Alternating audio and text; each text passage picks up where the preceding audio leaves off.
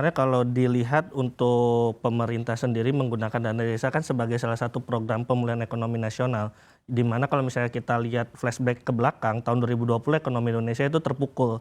Kita bahkan pertumbuhan PDB sampai minus di kisaran 4% dan kemudian baru sampai 3 kuartal berikutnya baru kita mencapai pertumbuhan ekonomi positif.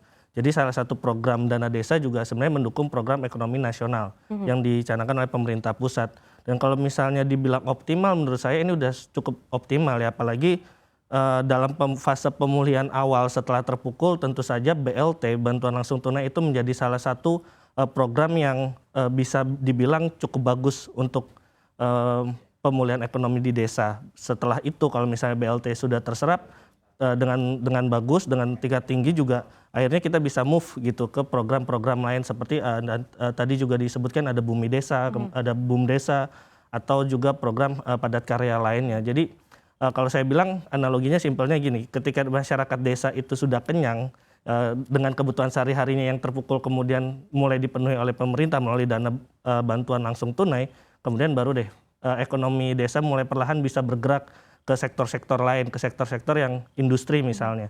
Dan menurut saya itu juga menjadi bagus gitu untuk program pemulihan ekonomi secara nasional. Apalagi memang peran desa terhadap ekonomi nasional juga cukup tinggi selain memang dari kota sendiri seperti itu. Apakah Anda melihat dengan penyaluran BLT saat ini yang Ya. Anda katakan juga sudah cukup optimal, ini sudah bisa meningkatkan daya beli masyarakat desa?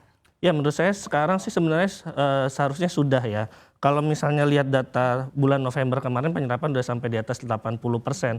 At least itu artinya sudah sangat baik sudah sangat baik bagi masyarakat desa sendiri gitu. Dan BLT ini kan bisa menjadi salah satu jangkar ya bagi masyarakat desa tadi yang saya sebutkan untuk memenuhi kebutuhan sehari-hari sebelum akhirnya dia bisa kemudian menggerakkan ekonominya, menggerakkan usahanya. Apalagi masyarakat desa ini kan banyak yang Ya. dia di UKM dan juga di agraria seperti itu. Meskipun tadi Anda mengatakan bahwa sejauh ini penyerapan dana desa juga sudah cukup optimal, tapi kan sebetulnya terkait dengan dinamika dana desa ini kan tidak luput dari rentan penyalahgunaan wewenang. Nah, apakah Anda melihat pemerintah pusat perlu turut tangan nih dalam terkait dengan penyalahgunaan ini atau mungkin pengaturannya? Ya, sebenarnya pemerintah pusat sendiri melalui Kemenkyu ya, itu sebenarnya sudah melakukan program untuk pengawasan terintegrasi dengan berbagai elemen-elemen perangkat desa maupun juga Pemda, ada bupati di sana, ada wali kota di sana dan elemen-elemen lainnya seperti Polri, kemudian KPK, BPK, kemudian juga ada kejaksaan. Jadi sebenarnya jaring pengawasan itu sudah ada.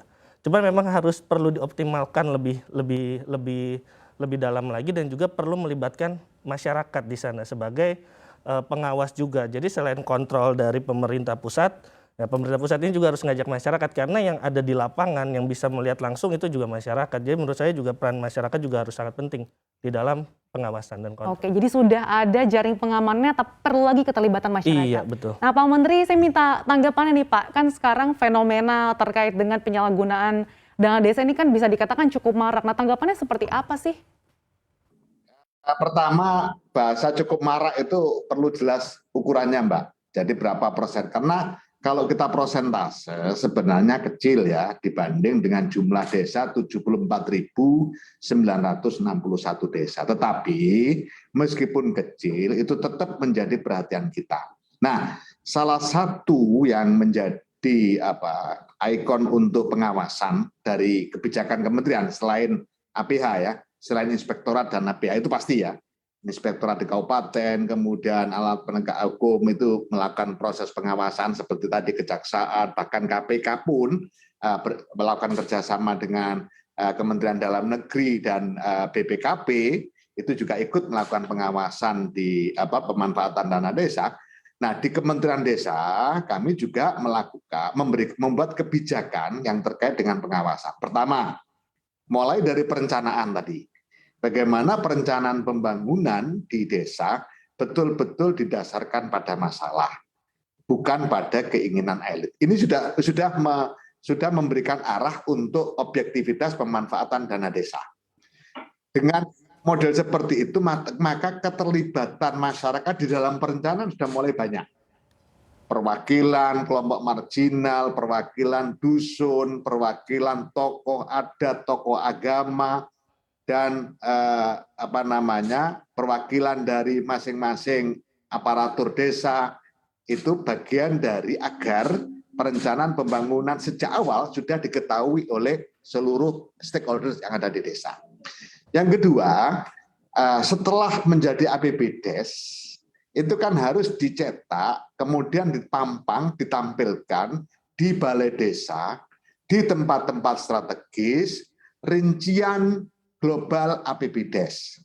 Sisi pendapatan, dana desa berapa, alokasi dana desa berapa, kemudian kalau dapat bantuan dari provinsi atau kabupaten berapa, bantuan lain-lain misalnya pendapatan dari BUMDes atau BUMDesa bersama berapa. Ini terpampang di dalam satu tampilan yang memang wajib, regulasinya wajib dipasang. Terus penggunaannya apa saja? Bla-bla banyak sekali, nanti bisa dilihat di desa-desa. Setiap awal tahun begini, saya selalu melakukan kontrol melalui pendamping desa. Saya minta difotokan. Tahun 2021 awal saya memantau, 2022 nanti awal kita juga semua melakukan pemantauan. Tiap hari, mulai Januari Mbak, kita selalu ngecek berapa desa yang sudah menyelesaikan musdes untuk APBDes, berapa yang masih proses, berapa yang belum bergerak sama sekali. Sehingga kita tahu persis dinamika yang ada di desa. Nah, yang kedua, setelah itu terpampang, di dalam setiap titik pembangunan, itu harus selalu ada papan. Seperti di daerah, kalau misalnya dinas apa, dinas infrastruktur atau dinas PUPR, itu kan ada nama program pembangunan irigasi tersier, panjang sekian, volume sekian, biaya sekian, sumber APBDes 2022. Nah, itu juga bagian dari proses pengawasan. Sehingga banyak sekali sisi-sisi yang terus kita lakukan pengawasan. BLT dana desa misalnya. Pengawasan BLT dana desa dilakukan dengan cara pertama, pendataan oleh lebih dari satu orang. Jadi awal BLT, kebijakan BLT kita terapkan, harus dilakukan pendataan oleh relawan desa, lawan COVID. Pendataan berbasis RT, oleh minimal 3 orang. Kenapa 3 orang? Supaya keputusan yang diambil bahwa si A, keluarga A berhak mendapatkan, keluarga B tidak berhak mendapatkan, itu keputusan yang memang sudah dibahas oleh bertiga para pendata. Apakah cukup di situ? Tidak, Mbak. Semua data hasil pendataan tingkat RW harus dibawa ke musyawarah desa khusus. Kita sebut musdesus karena itu musyawarah desa yang khusus untuk mencermati hasil pendataan keluarga penerima, calon keluarga penerima manfaat untuk BLT dana desa. Setelah diputuskan di situ, dipampanglah di tempat-tempat umum, persis pemampangan DTS. Daftar pemilih DPS, daftar pemilih sementara. Kalau mau pemilu itu dipasang, Mbak.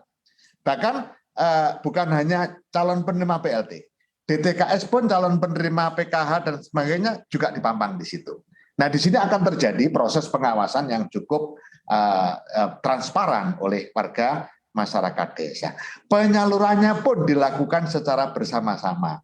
Meskipun yang menjadi obsesi saya waktu itu agar penyaluran dana untuk BLT ini cashless, tapi tidak memungkinkan, tapi sekarang terus kita berjuang agar inklusi keuangan di desa terus meningkat, yaitu bagaimana seluruh pemanfaatan dana desa ini dengan cara cashless. Karena apa? Pertanggungjawabannya akan mudah. Misalnya membangun saluran irigasi tersier, kebutuhan semen beli di toko setempat, pakai cashless tercatat transaksinya, tanpa harus memikirkan nyatet satu persatu, itu akan mudah untuk mempertanggungjawabkan. Gus Menteri,